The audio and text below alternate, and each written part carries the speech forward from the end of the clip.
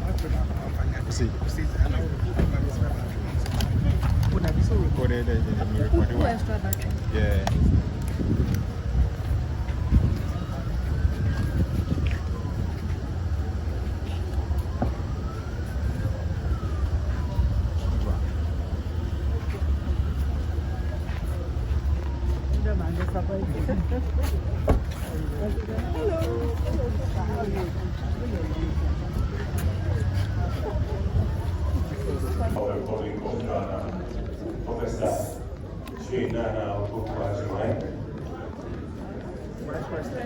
Vice President, please. Thank you very much, Vice President.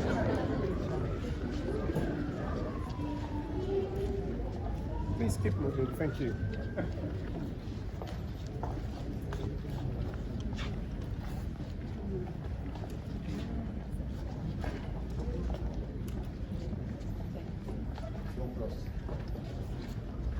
All right, so please, ladies and gentlemen, before we all take our seats, we would acknowledge the playing of the national anthem.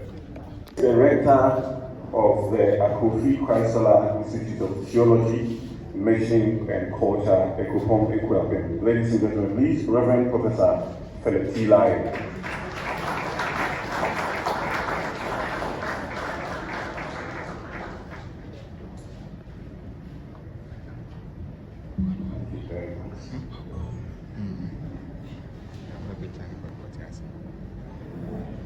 Her Excellency, the Vice President of the Republic of Ghana, Professor Naana, Madam Chairperson, invited guests, ladies and gentlemen, all protocols observed. Madam Chairperson, I'd like to share with you 2 letters.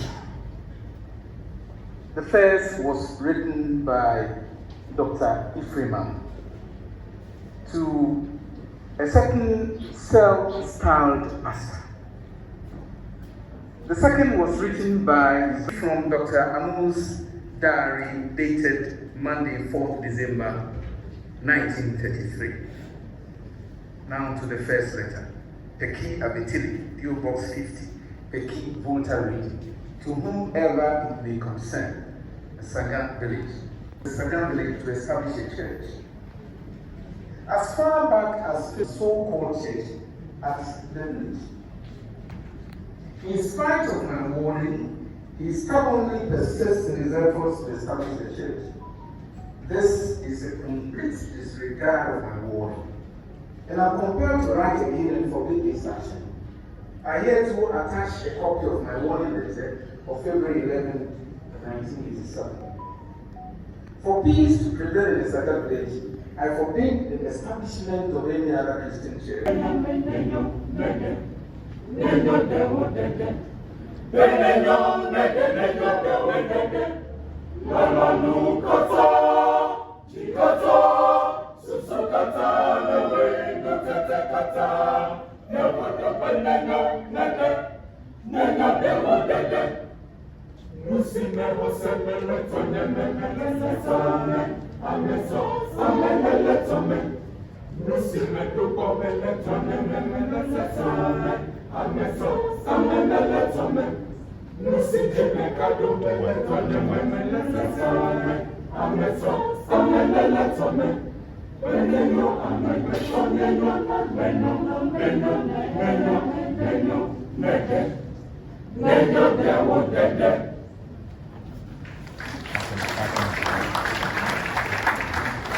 Thank you for the music. Distinguished ladies and gentlemen, we have a number of cultural and media ambassadors of the Ephraim Amu Foundation that do a lot of advocacy work for us. And I would like to mention their names. Many of them are not here because of duty. Naana Anstakpao IV, Mr. Bernard Abele, who we expect to join us in the course of the program and assist Mr. Nana Kwesi Kwetia in the second part of the program. Ms. Ephraim Amu, Mr. Kafi Dewo actually was supposed to have been doing this here. Unfortunately, duty calls and he's unable to be here today. Ochiami Kwame, and there are many others to recognize the key VVIPs and role players. Everybody here is a VIP. Are we all not? Yeah. Absolutely. But it's important that we recognize the key role players for this evening. The first person, of course, is Her Excellency, Professor Naana Vice President of the Republic of Ghana.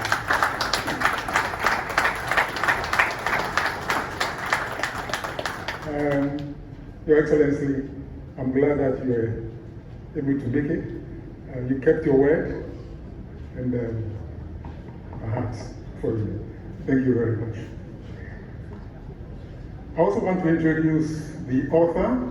He's here. He's a key role player today. Actually, he's the celebrant for this evening. He is Reverend Professor Philip T. Lai. He is the rector of the Akrofi Crystalline Institute of Theology, Mission, and Culture at the Kokon Ekpapen.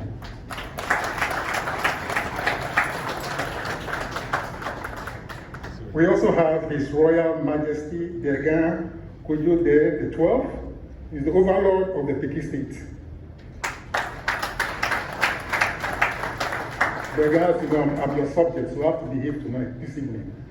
I'm your subject. And then we have Right Reverend Dr. Abraham Nana Opari Kwekwachi. He's the moderator of the General Assembly of the Presbyterian Church of Ghana. You're welcome.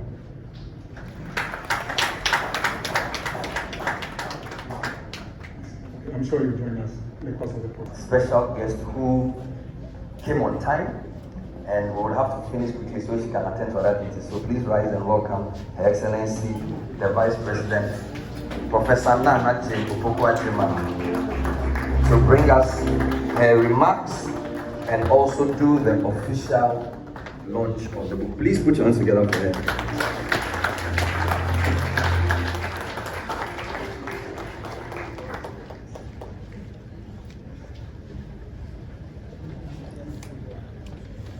We are all in this together. And unlike my son Bernard, they sang my favorite one. And that is Edikamfumo. It's very significant for me because we should never forget that wherever we think we are today, many people have made it possible. And it's very important always to recognize them and even to, I say Professor Adai too, and even to acknowledge their efforts too, because without them coming forward, we would not be here. Thank you very much. I feel very humbled and privileged to stand before you on such an important day and on such an important event. We are here to celebrate the legacy of Dr. Ephraim Amu, a man whose contributions are unparalleled to our culture as Ghanaians, as he continues to show through his efforts our needed resilience to inspire generations also. And I particularly need to thank my brother Akuno for ensuring that I was here, no matter what was going on. And of course, I'm very happy to be here. This event goes beyond the book launch, and it moves towards its appropriate destination. And that is the celebration of a legacy, of the example. And it enjoins all of us to reflect on the impact that one individual can make on an entire generation and beyond.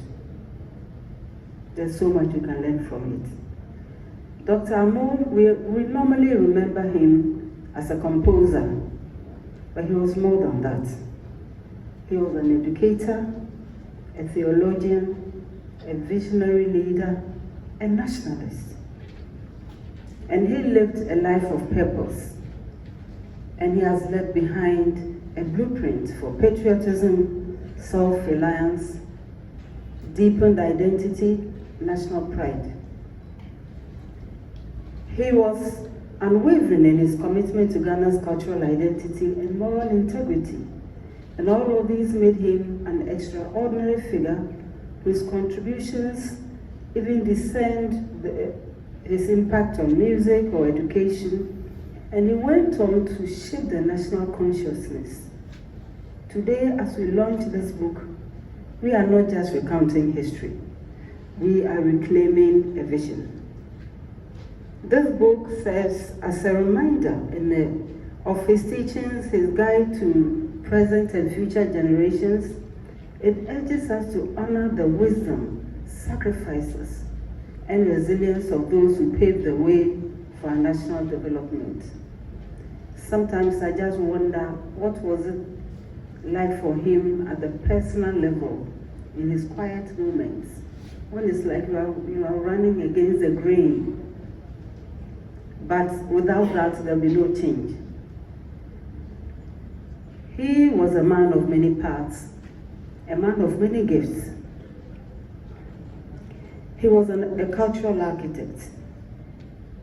He knew that our future depended on our identity, which at the time, currently, I lament that we don't even talk about it. We don't even have discussions of our identity and where we should be heading, where our children should be heading, followed by the grandchildren. And we know all the examples he has left from the review. We know the local languages he composed in, the music, and so on. And this all begs the question, what have we done with these examples? We've heard them many times. What have we done with them? So, a charge we have to keep him. He was a national influential thinker, and he truly demonstrated that progress wasn't possible when you abandoned who you were, when you abandoned your own heritage. And that, I believe, is part of the reasons why he would integrate music, faith, education, to transform him into one of Ghana's most influential thinkers and cultural revolutionaries. What a man. His masterpiece, Yanara Assassini, again, is not a song only. It's a call to national consciousness, a call to action, a reminder to all of us to cherish who we are, to defend our land, to develop it to the interest of everyone. And today the words remain relevant to uphold the values of unity, of respect, of discipline, of patriotism, and of self-respect. His contributions to music are very well known, but along with the song, he carries the message. And the message is to advocate for a holistic education, the kind of education that nurtures intellect, morality, creativity, and above all, respect for human beings. We know his commitment to cultural preservation and self-reliance as the very foundations of life, as has been raised already. He wasn't a passive patriot. He was bold, he was deliberate, and he was transformative. He did not just talk about these, he embodied them and he lived them. His patriotism, again, was not just words. He took the necessary steps and practical ones to challenge the colonial status quo. By wearing his own cloth to church, he was just being himself. And to expect that that was an offense is interesting. But again, I ask myself, what have we learned from it? And I heard through the reviewer about his fabric that was woven. We live in a hot part of the country, and he wears cotton. What can be wrong with that? Sometimes I wonder if people like that were still alive, what would they say about us? Of all the examples they left, what have we done with them? I hear many people, especially the youth, talk to us about, oh, I want a role model. And I said, they are there. Nas Ghanaians see plenty.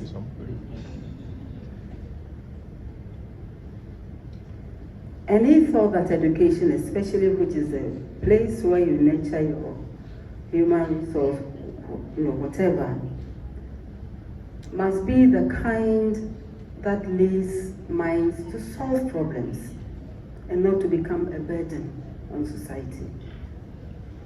We need to promote ethical leadership to ensure that honesty, service to nation are prioritized and practicalized.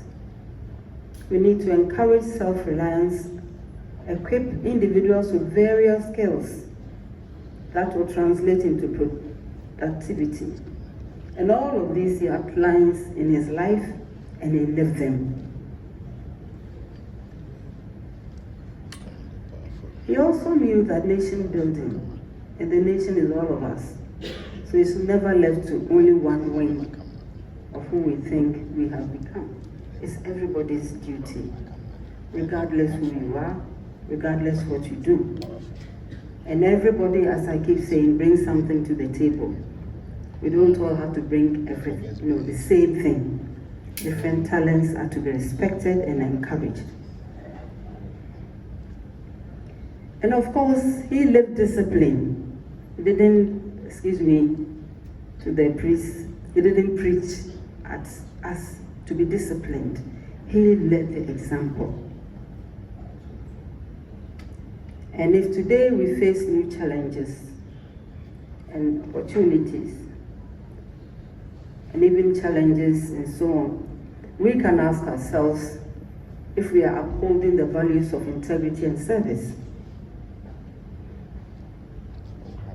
Are we truly embracing our identity in the way Amu envisioned?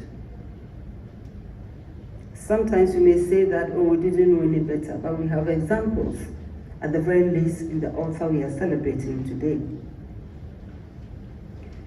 And his confrontation was on ways in which Christianity alienated us from who we could be. And that was why he challenged the colonial interpretations of faith and of contextualized Christianity. He spoke to the hearts of all of us in languages we understand. And everybody knows I've been very, very passionate about the use of our languages in teaching our children. They don't have to spend so many years trying to understand English before they begin to learn. We already have set them back. I know it's a dialogue that needs to continue, and I urge all of us, our revered priests and our traditional leaders, to support that.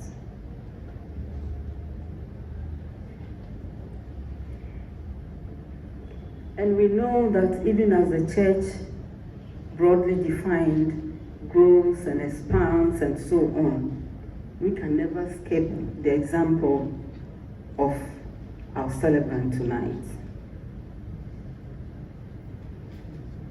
He was open to other cultures, but not in ways that would defray his own. And this is something we say is a global world or whatever we want to call it. We need to ask ourselves, where are we in that group? Are we part of it? And if so, in what way? He shows us the way in which we can be part of the human drive.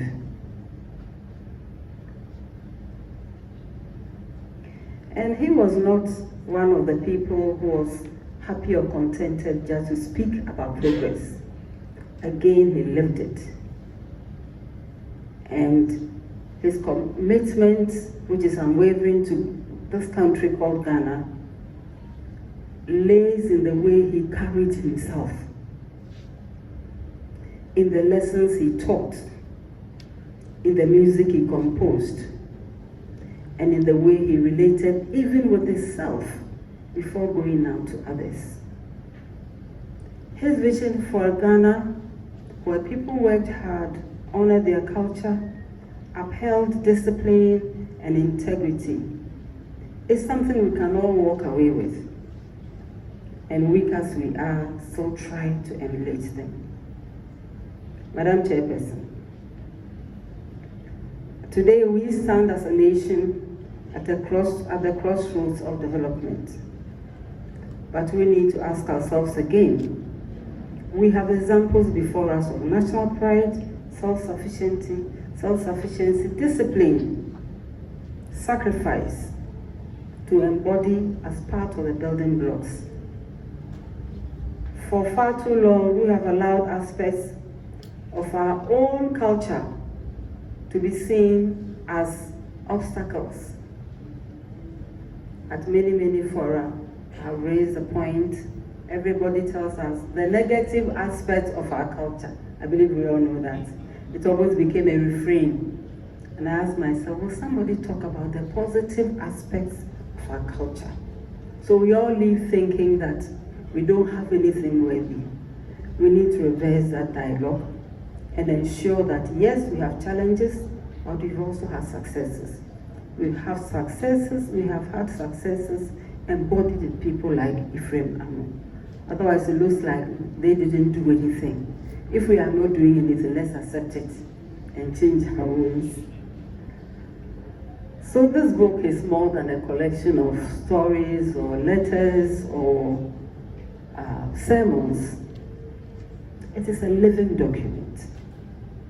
And it reminds us all that even one single voice, when it is committed to truth and service, can shape the destiny of a country, of a nation, in a very positive and lasting way. Amu has shown us that we don't have to wait for external forces to validate our worth. We can define our own paths, write our own narratives, set our own standards for excellence. Today, as we reflect on his contributions, we need to do introspection too, and ask ourselves a few questions about how we can apply his lessons to the challenges we face today. How can we use his way of life, his way of seeing, otherwise called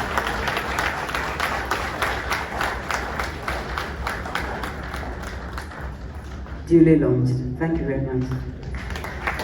Thank you, Madam Vice President. Please put your hands together for her. So, as both the special guest and the Vice President, Ephraim Amu, nationalist, poet, and theologian, has been duly launched. Let's put our hands together one more time. Thank you so much. Please be seated. We're going to move very quickly now. We will invite.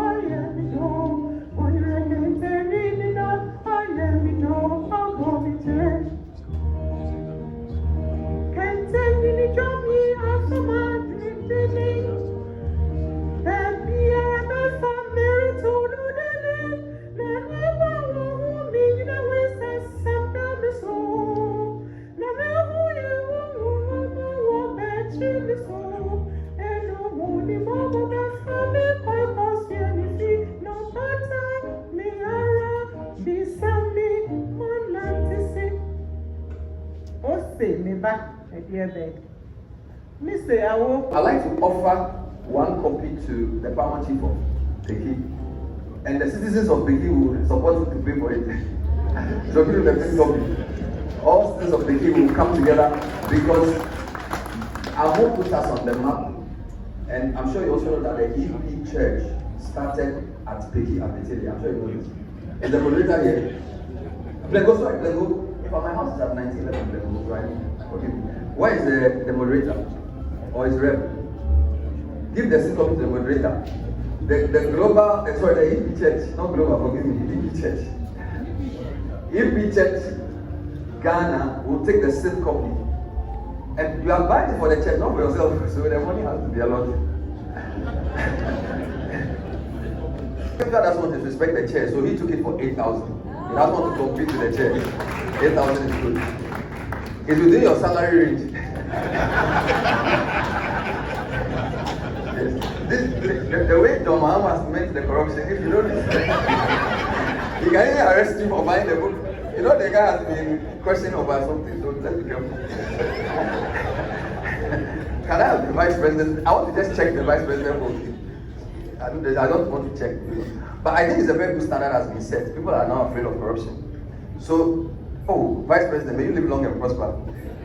Look, I don't think this is it's just 20,000, it's fine, we'll take it. 20,000 cities. So, the first copy went for 10,000, the second copy went for 20,000, the third copy for 8,000. And in similar fashion, we are going zigzag. The fourth copy went back to 10,000. So let's stand up for Christian Raynold. So we've done 10, 20, 8, 10. Is it going well? I want us to go like this, like Ghana's stock price. So the fifth copy was given to our Paramount Chief. We, the citizens here, will come together and pay at least.